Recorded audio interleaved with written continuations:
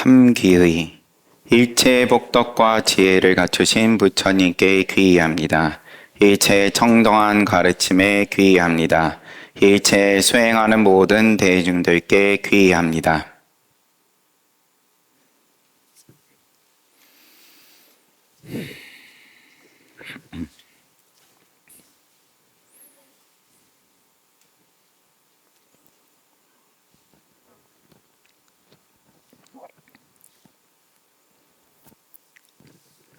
추석 명절 잘 보내고 여러분들 올리신 차례에 또 조상님들께 잘 올리고 오늘은 육조단경을 가지고 왔습니다. 육조단경. 육조단경을 가지고 오게 된 연유는 큰 스님께서 이제 추석 때 찾아뵈었을 때 육조단경 법문을 그간에 한 달에 한 번씩 해 오고 계셨는데 유라선언에서 요거는 네가 이어서 하고 당신께서는 지금 또 원래도 바쁘셨지만 근래에 종단 및 범어사 관련해가지고 소임이 늘어나시고 그리고 이제 본래의 취지가 또 자리를 잘 잡을 수 있게끔 그래서 상좌 또는 또 꼭 상좌가 아니더라도 절을 처음 시작을 할 때 이렇게 육조단경 말고 다른 교재 쓰시는 경우는 제가 본 적은 없는 것 같고 항상 육조단경으로 응원을 해주시는 거고 축원해 주시는 거고 또 법을 설하시는 거고 당연히 근데 내가 보니까 유라선언은 잘 돌아간다. 내가 신경 쓸 것이 하나가 줄면 나를 크게 도와주는 거다 말씀하시면서 그래서 뭐 그렇게 하시겠다니까 그렇게 됐습니다. 육조단경을 제가 이어서 할 수는 없고 당연히 이어서 할 만한 입장이 못 되고 부족한 건 부족하지만 그러면은 그냥 계속 보던 책을 볼 거냐. 육조단경을 보는 거는 중요하죠. 어떤 어록이든 안 중요하겠냐만 그래도 중단에서 이 육조단경에 대해서 선을 이야기함에 있어서 뭐 큰 스님께서도 마찬가지고 늘 소위 경전으로 삼아서 가장 근본이 되는 그런 어록으로서 안국선언에서도 늘 법문을 해 오셨었고 저도 그거 듣고 출가한 거고 그래서 처음부터 한번 쭉 이제 봐보도록 하겠습니다. 본이 여러 가지가 있고 그 가운데서 이제 원순 스님께서 번역을 하신 덕이본 그 다음에 또 많이 보는 것이 돈왕본 돈왕에서 출토된 기회가 되면은 이제 그건 또 다음에 한번 보도록 하고 바로 들어가도록 하겠습니다. 육조 법보단경의 서문 주석이 있어서 그럼 육조 스님이 어떤 분이신지에 대한 간략한 소개를 읽어보겠습니다. 육조단경은 육조해능대사 법보단경을 간단히 줄여 말한 것이다. 중국의 선종은 달마로부터 시작하여 초조 달마죠. 그다음에 해가 승찬 도신 홍인 그리고 여섯 번째 해능으로 6조로 이어지니 6조는 해능을 가리킨다. 638년부터 713년까지 무엇 때문에 단경이라고 했는가? 옛날 구나발타라 삼장법사가 광주 법성사에서 계단을 처음 세웠을 때 개를 받는 단인 겁니다. 개가 가장 기본이 되는 거죠. 비구 개를 받았기 때문에 비구인 거고. 근데 계단을 세웠다. 그러면은 개를 정기적으로 수여한다, 준다. 개를 받아 지니는 부처님의 제자가 이제 고정적으로 생긴다. 뭐라고 해야 되죠? 그래서 구나발타라 삼장법사가 삼장법사네요. 삼장법사, 우리 쉽게 얘기하지만 삼장법사 경률론에 다 능통을 한, 거기에 대해서 또 인정을 받은 자격이 주어진 삼장법사가 광주 법성사에서 계단을 처음 세웠을 때 예언하기를 뒷날 육신보살이 이 계단에 와서 계를 받을 것이다 라고 하였다. 뭔가 수기를 주셨습니다. 서기 502년에 지약 삼장법사가 이 계단 옆에 보리수를 심고, 육조 스님 그러면은 600 태어나신 건 지금 638년이지만 활동하신 건 중반 내지 후반. 그러면 한 150년 그 전에 지약 삼장법사가 보리수를 심고 예언하기를 뒷날 한 육신보살이 이 나무 아래에서 최고의 법문을 설하여 헤아릴 수 없이 많은 중생들을 제도할 것이다 라고 하였다. 676년 2월 8일 육조 스님이 이 계단에서 구족계를 받은 뒤에 곁에 있는 보리수 아래에서 최상승 법문을 많은 사람들에게 설파하였다. 그 뒤 육조 스님의 제자들이 이 계단을 기리기 위하여 어력을 모아서 단경이라고 하였다.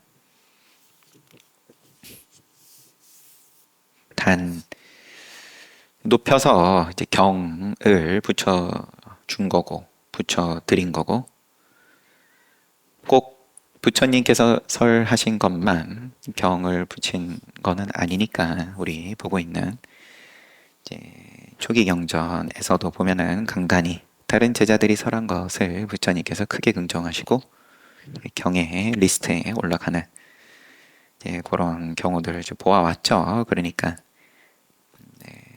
아주 예외적인 경우는 아니다. 육조 스님의 어록에 대해서 경을 붙인 것은. 그런데 단이 왜 붙었냐에 대한 설명을 본 겁니다. 오묘한 서문으로 돌아왔습니다. 오묘한 도는 텅 빈 듯 하면서도 깊은 맛이 있어서 불가사의합니다. 그러니 나타나는 말에 속지 말고, 요 서문은 지금 덕이 스님께서 쓰신 겁니다. 나타나는 말에 속지 말고 참 뜻을 얻어야 도를 분명히 깨칠 수 있습니다. 그러므로 세존께서 다자탑 앞에서 가섭과 자리를 반으로 나누어 앉았고 영산회상에서 꽃을 들어 불로 불을 붙이듯 마음으로 마음을 증명했던 것입니다. 그 법이 인도에서 이어져 오다 28대 달마 스님에 이르러 중국으로 왔습니다. 곧바로 사람의 마음을 가리키고 참성품을 보아야 부처가 된다. 직진심 견성성불. 이러한 그분의 가르침에서 해가 스님은 천마디의 깨달음을 얻고 삼배를 올렸습니다. 법의 골수를 얻고 가사를 받아 조사의 지위를 이은 해가 스님은 으뜸가는 바른 가르침을 온 세상에 드러냈습니다. 이 법은 3대째 전해져 황매 스님까지 이어졌고, 여기 해가 스님 이후로 3대를 더 내려가서 그러면은 달마 스님, 초조 달마, 오조 홍인, 삼매 스님까지 이어졌고 황매 스님까지 이어졌고, 그 밑에 공부하는 스님들이 700여 명이나 되었지만 방앗간에서 절구를 짓고 있던 거사 혼자만이 개송 하나로 법을 이어 선종의 6대 조사가 되었습니다. 그러나 법을 펼칠 시절 인연이 아니었기에 남녘에서 10여 년 넘게 숨어 살았습니다. 그러던 어느 날 아침 바람의 움직임도 아니요 깃발의 움직임도 아니다 하고 말해줌으로써 인종 스님의 안목을 터주었습니다. 이 인연으로 해는 거사는 삭발하고 계를 받아 발타라가 예언했던 대로 동산법문을 열었습니다. 위사군은 법회 선사에게 부탁하여 그 가르침을 기록하고 이를 법보단경이라 이름 붙였습니다. 육조스님 제자 법회 선사에게 위사군이 부탁해가지고, 위사군은 그러고 보니까 맨 이 단경의 시작에 나오는 다른 사람이네요. 육조스님께서는 법성사에서 5년 설법했던 것을 시작으로 마지막 조계에 이르기까지 37년 동안 법을 설하셨습니다. 다니엘 같은 이 법문에 젖어 범부의 경계에서 성인의 자리에 들어간 이들은 그 수를 다 헤아릴 수 없습니다. 부처님 마음을 깨닫고 아는 것과 행하는 것이 어긋나지 않아서 큰 선지식이 된 이들의 이름은 전등록에 자세히 모두 다 실려 있습니다. 제자들의 전등록은 말하자면 선사들의 백과사전이죠. 인명사전이죠. 거기다 실려 있으니까 여기서는 생략한다. 하지만 남학과 청원 두 스님만이 가장 오래 육조 스님을 곁에서 모시고 본분도리를 남김없이 다 얻었습니다. 그 뒤에 마조와 속도 스님이 나와 걸림없이 쓰는 지혜가 오롯하게 밝고 그윽한 가풍을 크게 떨치게 되었습니다. 지금 요 서문을 쓰는 덕이 스님이 아마도 여기 연도가 있네요. 1290년 1290년이니까 오종 가풍이 이미 다 출현하고 그만큼 선이 꽃을 피우고, 오종 선종 오가 이제 그러한 흐름에 있어서 지금 남학과 청원 두 육조 스님의 두 큰 제자 요 분들로 양대산맥으로 쭉 이어진 밑에 나오네요. 임재종, 위양종, 조동종, 운문종, 법안종 모든 큰 스님들이 늠름하게 배출되었습니다. 그분들의 도와 덕은 남들보다 뛰어났고 그분들의 가르침은 기상이 높고 늠름하니 훌륭한 납자들이 확고한 다짐으로 조사의 관문을 꿰뚫었던 것입니다.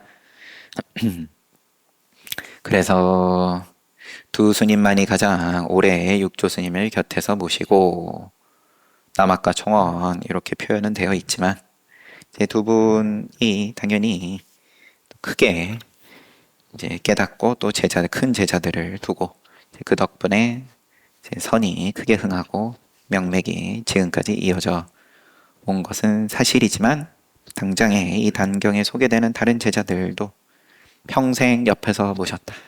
이런 표현들이 나오니까 한 길로 깊이 들어간 자리를 들여다보면 다섯 종파의 근원은 같습니다. 납자들을 다스리는 그들의 방법을 두루 살펴보면 그 규모가 매우 크지만 다섯 종파의 근본에 들어가면 그 내용이 모두 법보단경에서 나왔기 때문입니다. 법보단경의 내용은 간단하고 그 뜻이 풍부하여 이와 사를 분명히 갖추고 있습니다. 이 사를 다 이야기를 한다. 한쪽에 치우쳐서 드러내는 것이 아니다.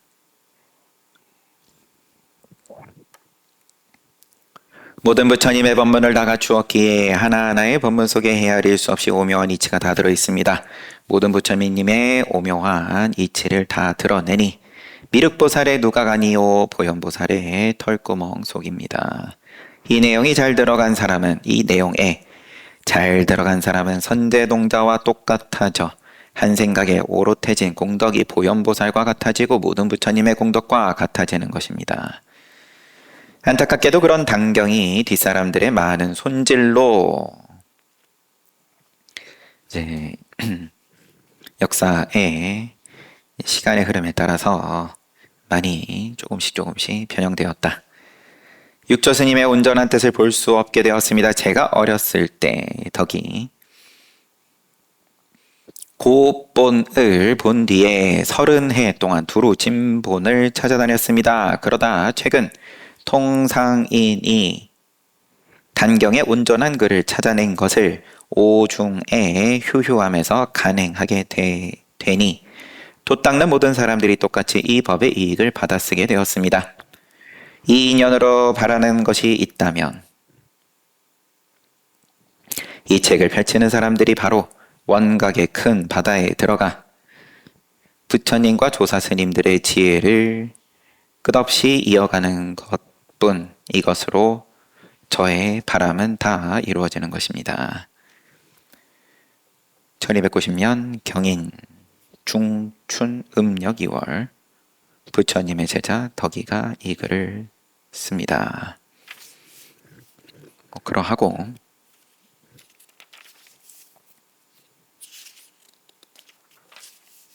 1장 바로 들어가겠습니다. 법을 깨달아 조사가 되다. 1. 법을 설할 자리에 오르다. 육조 큰 스님께서 보림사에 오셨을 때 소주 위자사와 나라 일꾼들이 찾아와 마을에 있는 대범사 강당에서, 여기서는 지금 의역이 되어 있는 큰 지혜로 부처님의 마음을 깨치는 법, 마하반야 바라밀법을 대중들을 위하여 말씀해 주시기를 청하였다. 법을 청하는데 마하반야 바라밀법을 청했습니다. 스님께서 법을 설할 자리에 오르자 자사와 나라 일꾼 및 유학자 60여 명, 비구, 비구니, 일반 불자 1천여 명이 동시에 절을 하면서 법문 듣기를 원하였다. 단경의 이제 지금 첫 내용이 단경, 그리고 지금 장소와 그 다음에 이제 법을 청하는 장면인데, 여기서 육조 스님께서 설하시는 법이기도 한 거고, 그 다음에 요 육조 단경 전체에 대한 내용이 뭐냐? 마하반야 바라밀법이다.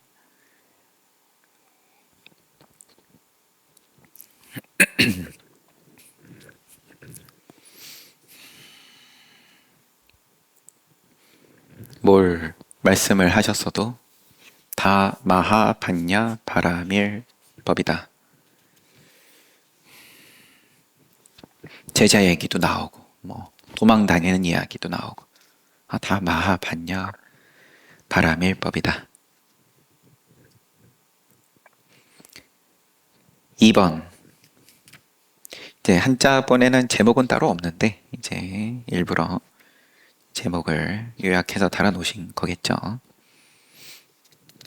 바로 본문을 보겠습니다. 육조 큰 스님께서 대중들을 향하여 말씀하셨다. 선지식들이여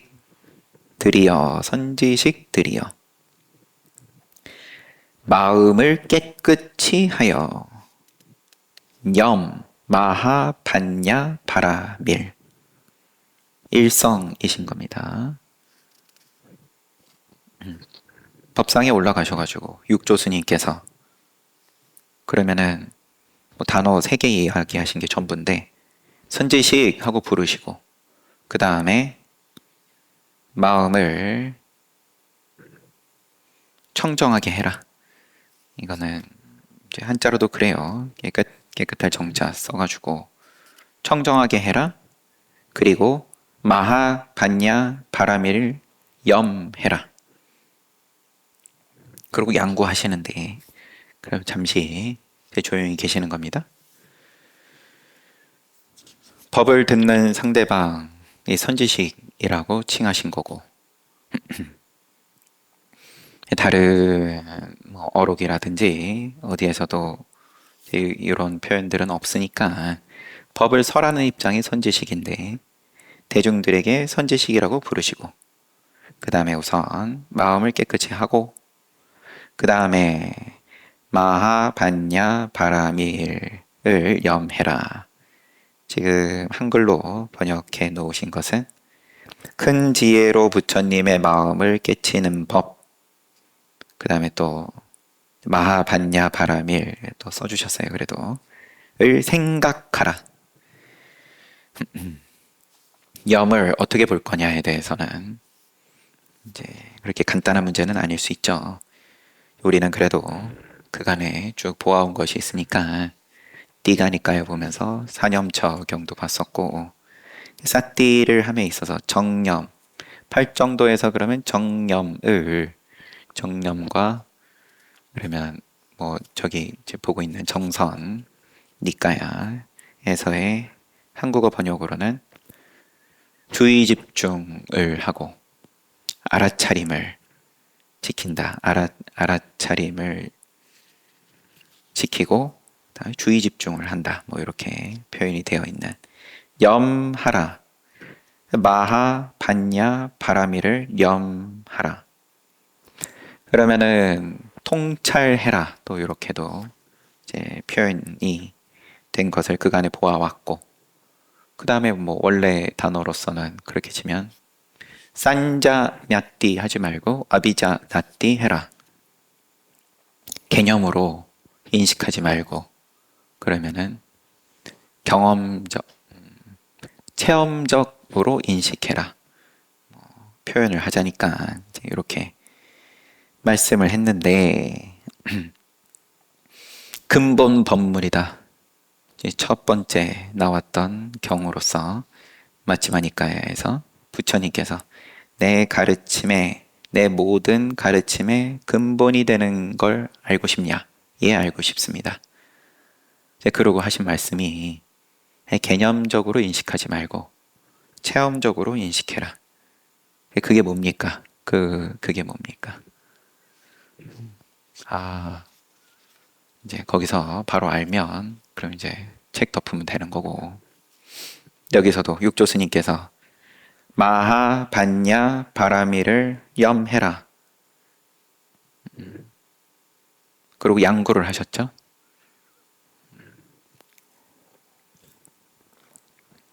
거기서 깨달으면 그러면 이제 각자 시간 잘 보내면 되는 거고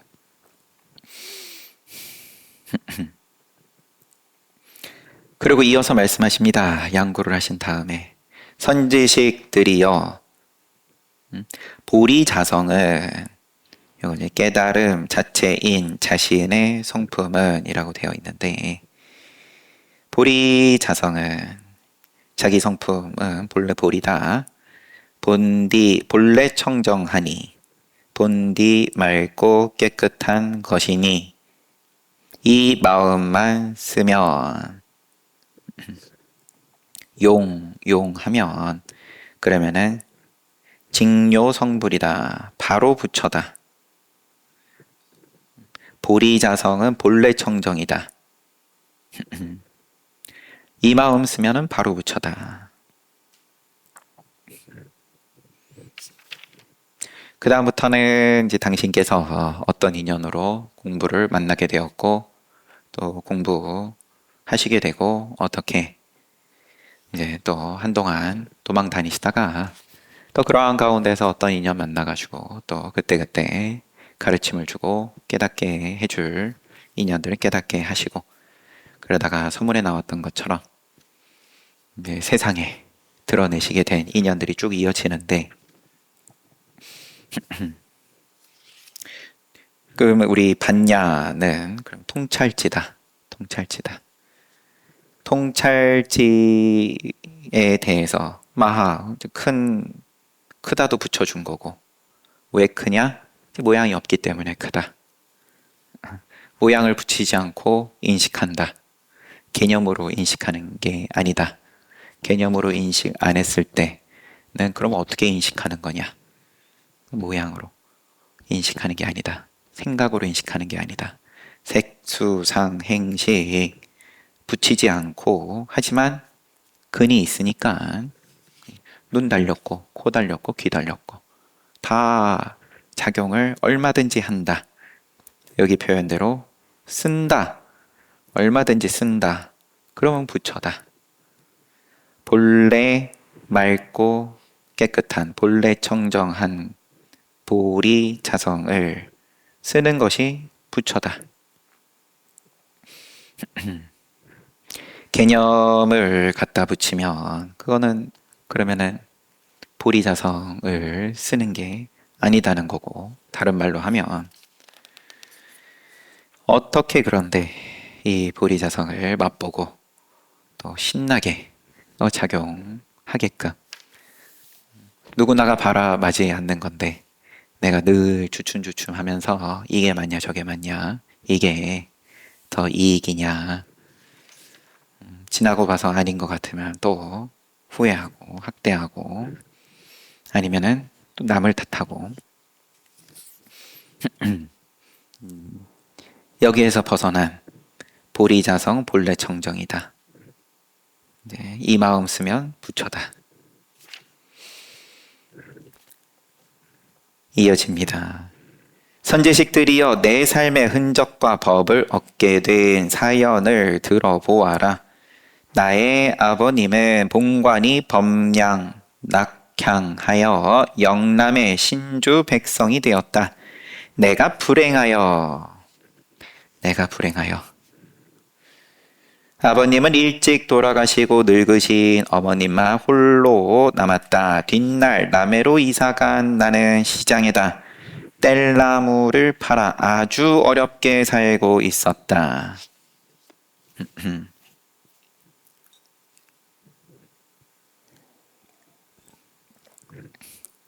하루는 어떤 손님이 그 가게에 뗄나무를 부리게 하였다. 나는 뗄나무 값을 받고 그 가게를 나오다 경을 외우고 있는 사람을 보게 되었다. 힘들게 사는데 어머니 모시고 그러한 가운데에서 경을 듣게 되었다. 그 사람이 집착 없이 마음을 쓴다. 응무소주 이생기심 경왈 경운이네요. 집착 없이 마음 쓴다. 응무소주 이생기심 여기에 심즉 개오하였다. 마음이 활짝 열렸다. 나는 너무 기뻐 그 사람에게 물었다. 무슨 경을 외우십니까? 금강경이라. 어디에서 이 경전을 갖게 되었습니까? 기주 황매산 황매현 동선사에서 가져왔습니다. 그 절은 오조홍인 큰 스님께서 머무시는데 그분의 제자들이 1,000여 명이나 됩니다. 내가 그분을 스승으로 모시고 이 경을 받아 지니게 되었습니다. 큰 스님께서는 늘 스님들과 불자들에게 금강경만 받아 지니면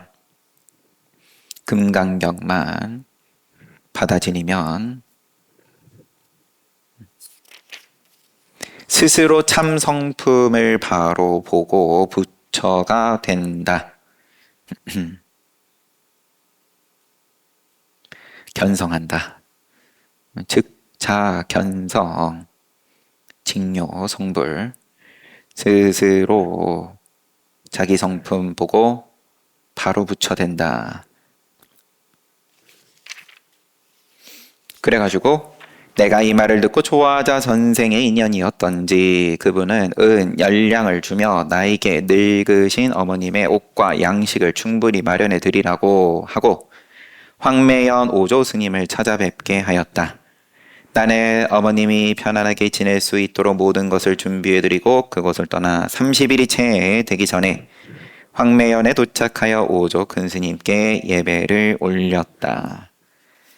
금강경을 사실 금강경도 아니고 그냥 한 구절 응무소조 이생기심 마음에 머금이 없다. 집착 없는 마음을 쓴다. 마음, 무주로서. 근데 생기심. 마음을 쓴다. 이제 요거 듣고는 마음이 열렸다. 깨달았다. 그래가지고 뭔지를 묻고 금강경 구절이다. 요거를 이제 그러면은 좀 더 배우겠다. 이런 거죠. 찾아갔다. 장애가 있었지만 어머니 모시고 있었으니까 이제 이 부분에 대해서 도움을 받아가지고 그러고는 30일이 채 되기 전에 황매연에 도착하여 오조 큰 스님께 예배를 올렸다. 오조 스님께서 나에게 물으시기를 너는 어디 사람이며 무엇을 찾으려고 하느냐. 요 인사 자체는 이제 항상 묻는 그런 인사였겠죠. 너는 어디서 왔고 왜 왔냐? 저는 영남 신주 사람입니다. 멀리서 스님을 찾아온 것은 오직 부처가 되려고 할 뿐 다른 것을 찾지 않습니다. 영남 신주에서 왔고 그 다음에 왜 왔나? 왜 왔는지는 깨닫기 위해서, 부처 되기 위해서 왔습니다.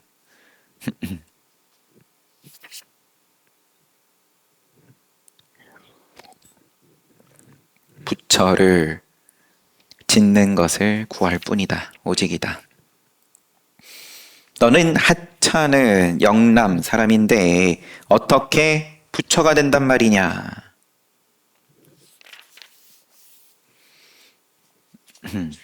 오조 스님이야 뭐 당연히 이미 얼굴 보면 지금 어떠한 입장인지 아셨을 테고 해능 이 거사가 왔을 때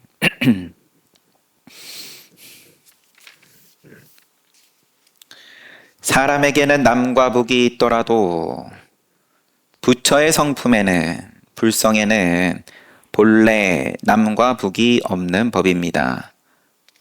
본부 남북이다. 저와 큰 스님이 사는 곳은 다를지라도 부처의 성품에 무슨 차별이 있겠습니까? 오조 스님께서 더 말씀하시려다가 대중들이 곁에 다 모여 있는 것을 보고 나보고 나가서 대중을 따라 일이나 하라고 말씀하셨다. 예, 이때에는 처음 오면 행자 생활을 당연히 기본적으로 해야 되는 입장이었을 테고 대중들이 왔는데 얘가 그러면은 대중들도 봤을 때 큰 스님께 말하는 것이 뭐 이제 남다르다 내지는 또 별로 좋지 않게 건방지게 봤겠죠. 거기다가 출신에 관한 것도 그러했을 테고 오조 스님만 이렇게 지금 말씀을 하신 게 아니었겠죠. 대중들도 저 시골에서 와가지고는 건방지게 우리 제일 큰 스님하고 1000명을 가리키고 있는 이 회상에 가장 어른 스님께 이제 하는 것을 그 기운을 보셨다라는 거겠죠. 이제 거기에 대해서 대중들이 시비하는 걸 오조 스님께서 더 말씀하시려다 대중들이 곁에 다 옆에서 보는 거를 보시고 따라가서 일이나 하라고 말씀하셨다. 나는 말했다. 근데 바로 안 가요. 제 해능 스님은 제가 큰 스님께 여쭙겠습니다. 저는 본디 마음은 늘 지혜로워 자신의 성품을 떠나 있지 않기에 그 자체가 복전입니다. 저의 마음은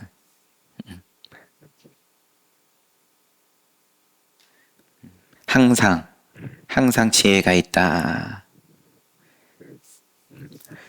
그리고 자성이 어지럽지가 않다. 자성에서 벗어나 있지가 않다. 즉시의 복전이다.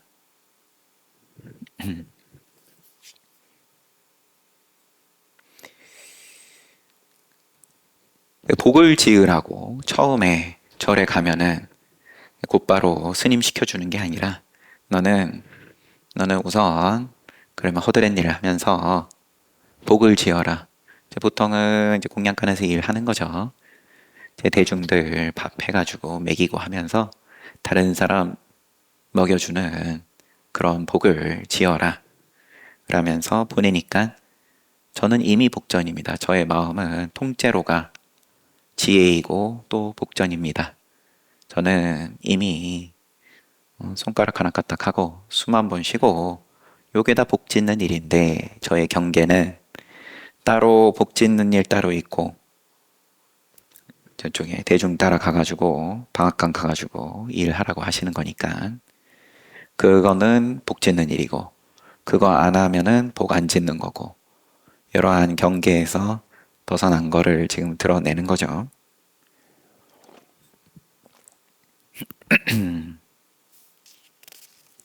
저의 깨달음의 정도는 그러한 모양에서 벗어났습니다. 그런데 큰 스님께서 저한테 무슨 일을 하라 하시는지 잘 모르겠습니다. 해도 복, 안 해도 복인데 뭘 또 하라 그러십니까? 오조 스님의 저를 몰라보시고 하시는 말씀은 아닐 테고 안목이 스님 안목이 오조 스님이 이놈이 제법 한 소리 하는구나. 냉큼 입 다물고 방앗간에 가서 일이나 하라. 굉장히 냉정하게 말씀하셨겠죠. 상상을 해보면 입을 틀어막고 그냥 가라 빨리. 후원으로 가니 어떤 행자님이 나무를 쪼개고 디딜방아 찢는 일을 나에게 시켰다. 그럼 장작 만들고 그 다음에 또 방아 찢는 일 시켰어요. 8달쯤 지난 어느 날 오조 스님께서 나를 보고 말씀하셨다. 8개월간 한 다음에 오조 스님께서 나는 너의 견해가 쓸만하다고 생각했다. 너의 견해가, 너의 안목이, 너의 깨달음이 쓸만하다고 생각했다. 하지만 사람들이 시기하고 질투하여 너를 해칠까 걱정되어 다른 말은 하지 않았다. 너는 내 마음을 알고 있었더냐? 내 의도를 그러면 너는 알고 지금 시간 보낸 거냐?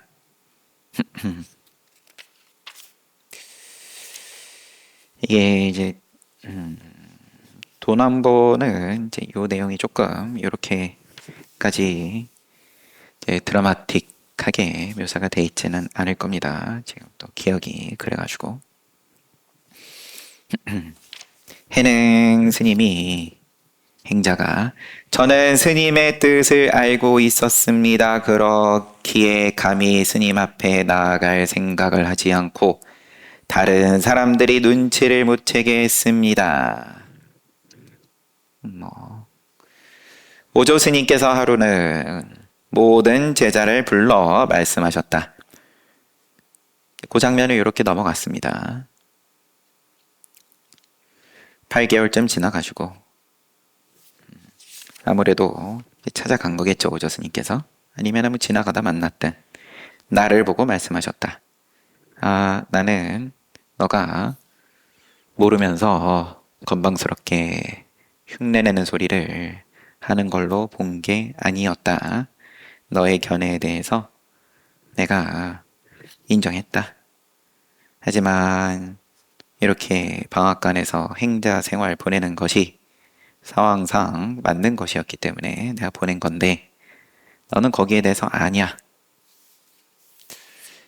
이게 상황으로 보면 사실상 조금 어색해가지고 자꾸 한번 다시 읽어보는 중이에요.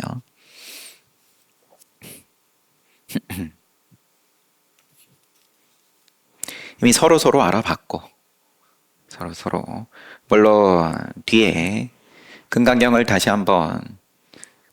설해 주시면서 다시 한번 눈이 열리는 장면이 나오니까 지금의 해능 행자의 안목이 그러면은 뭐 공부를 다 마쳤다 이런 정도까지는 아니기는 하겠지만 지금 경전을 보고 있는 우리를 위해서 집어넣은 연출인 거죠. 소리내서 오조 스님이든 아니면은 해능 행자든 이렇게 과연 주고받겠나 싶은 거죠. 여튼 오조 스님께서 하루는 모든 제자들을 불러 말씀하셨다. 세상 사람에게 태어나고 죽는 문제는 아주 큰일이다.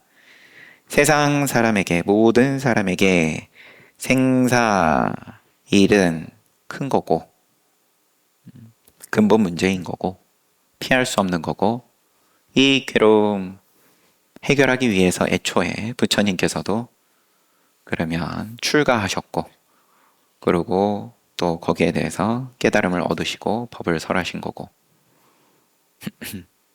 생사 문제가 전부인 거고 생로병사가 이게 큰일인데 그런데도 그대들은 모든 제자들 불러가지고 하시는 말씀인 거예요. 오조스님이 하루 종일 복만 구할 뿐 쳇바퀴처럼 태어나고 죽는 괴로움에서 벗어날 생각을 않는구나. 다 복만 구한다. 그러니까 육조단경의 시작부터가 그냥 복 이야기인 겁니다. 그러고 보니까 너는 가가지고 일이나 해라. 너는 가가지고 복 지어라. 그렇게 말씀하시고 육조 스님은 지금 오조 스님이 모든 제자들 불러가지고 말씀하시는 그런 소리를 하면서 반박을 한 거고 저는 이미 지혜에 있어서 뭐라고 했죠? 자성을 떠난 적이 없습니다. 그러하기에 즉시의 복전입니다. 즉시의 복전입니다. 자성을 떠난 적이 없다. 즉시 복전이다. 그런데 복을 짓는 무언가를 하는 거를 뭘 말씀하십니까?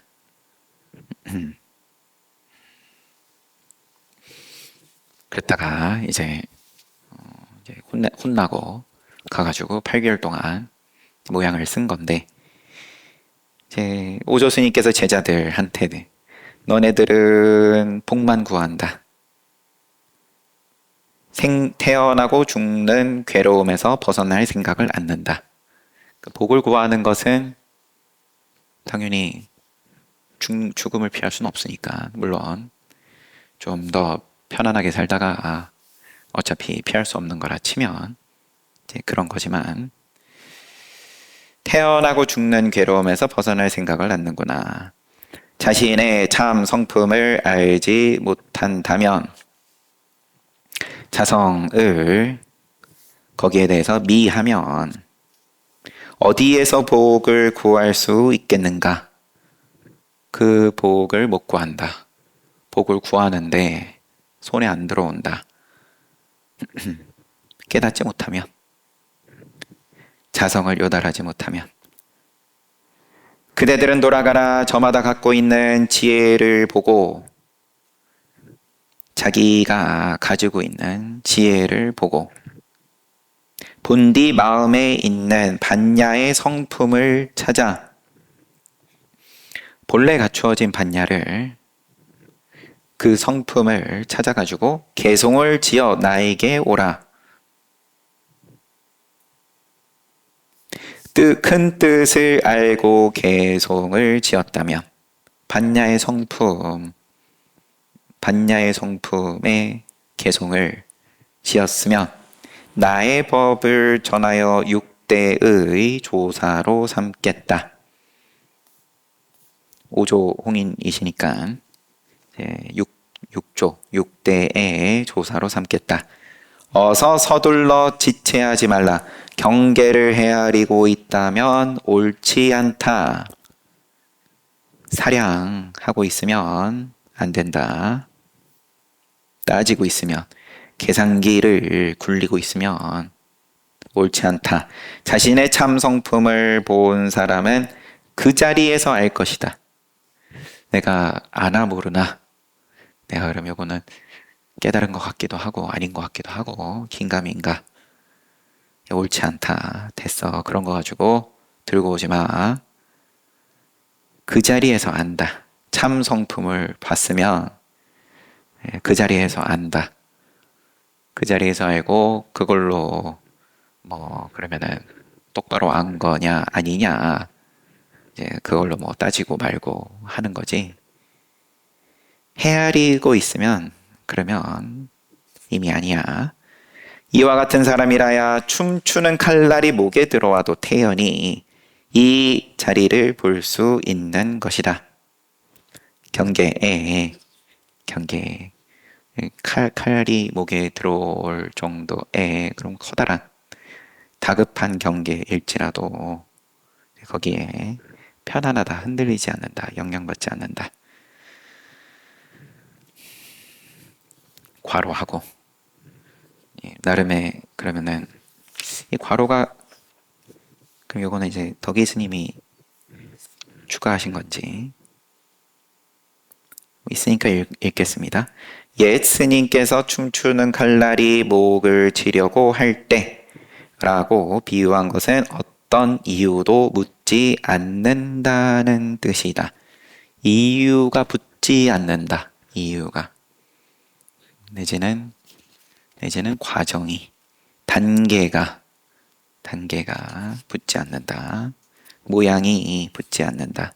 이 말뜻은 깨달은 사람은 바로 주어진 인연을 보게 되지 말에 현혹되어 판단하지 않는다는 것이다. 라고 또 이제 말 가지고 판단을 하고 따지고 하니까 이제 이런 보충 설명도 붙어 있습니다.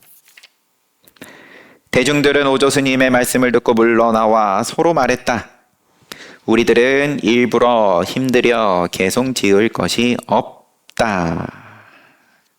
애써 개송을 지어 큰 스님께 바친들 무슨 이익이 있겠는가. 제자들이 다 이럴 것 같으면 이제 큰일 나는 거죠. 무슨 이익이 있냐. 부처님의 가르침을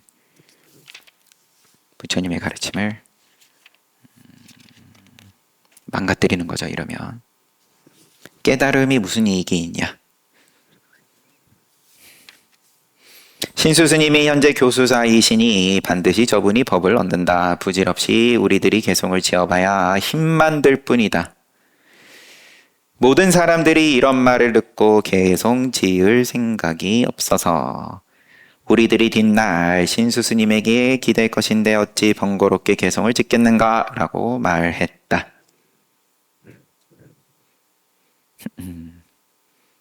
전체적인 분위기가 이러했다. 책은 여기까지 보겠습니다.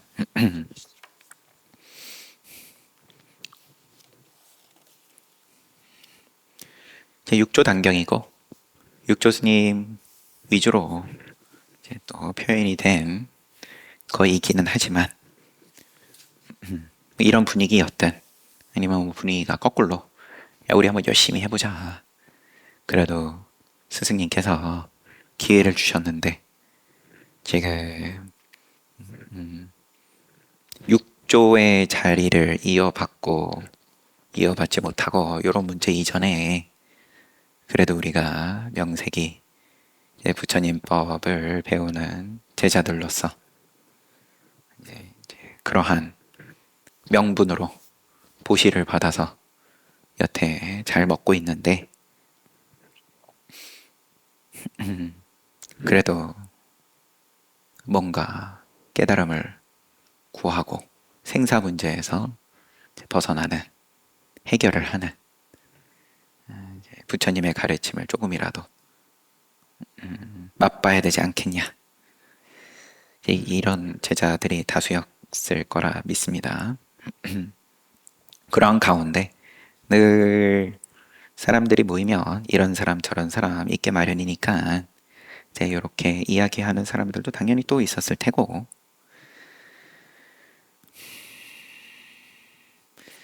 이제 퇴불심인 거죠.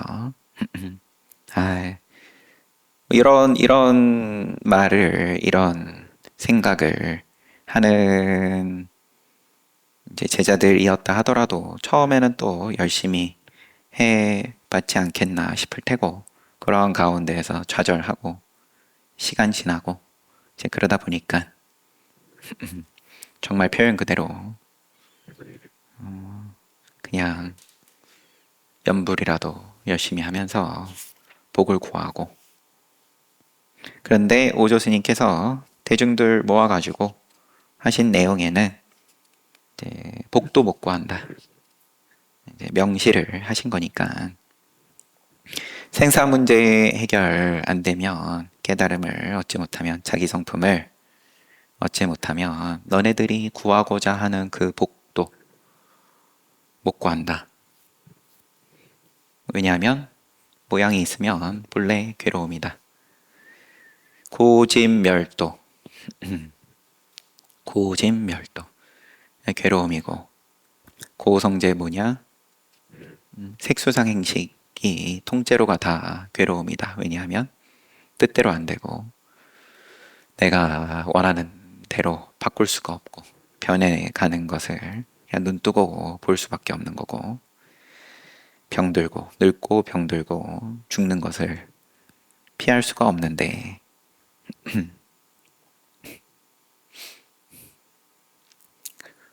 거기에서, 그 괴로움에서 벗어나고 싶으면 자기 성품 봐라.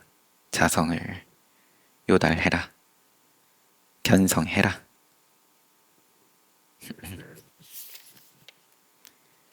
이제 그러한 내용이었습니다. 이야기가 어떻게 흘러갈지 점점 더 이제 흥미있게 진행이 됩니다. 본래 복전인데, 즉시의 복전인데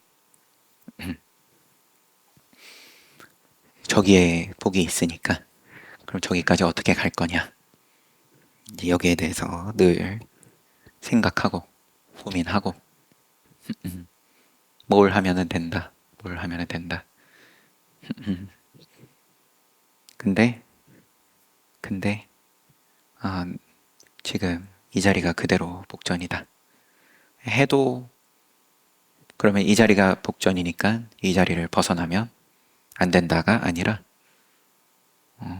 이제 복밭을 잘 지켜야 된다, 이게 아니라 하면 하는 대로, 마음껏 쓴다 하면 하는 대로, 그래도 복전이고 가만히 있어도 복전이고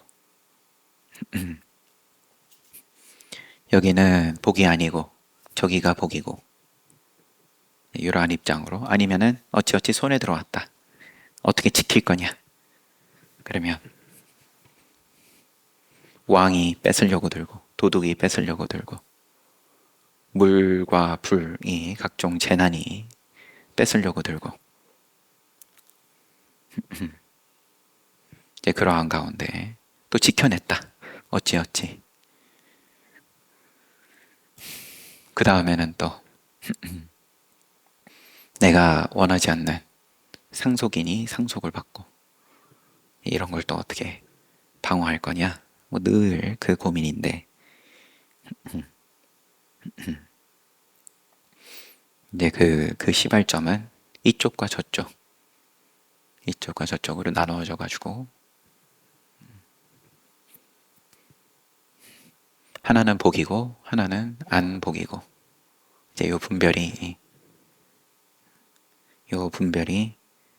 이제 펼쳐진 것이 이 세상, 육계, 색계, 무색계, 삼라만상인데,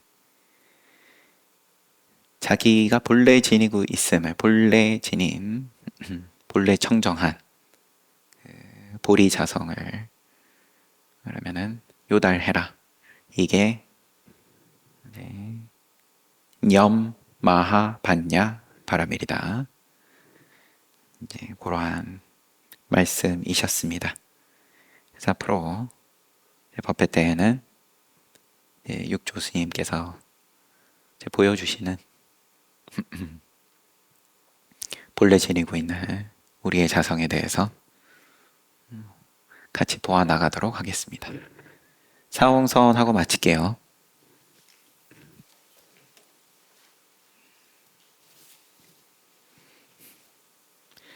중생은 한없이 많다 남김없이 건지겠다. 성냄 욕심 어리석음은 다함이 없다 남김없이 끊겠다. 부처님 가르침은 끝이 없다 남김없이 배우겠다. 부처의 길은 모양이 없다 끝까지 가겠다.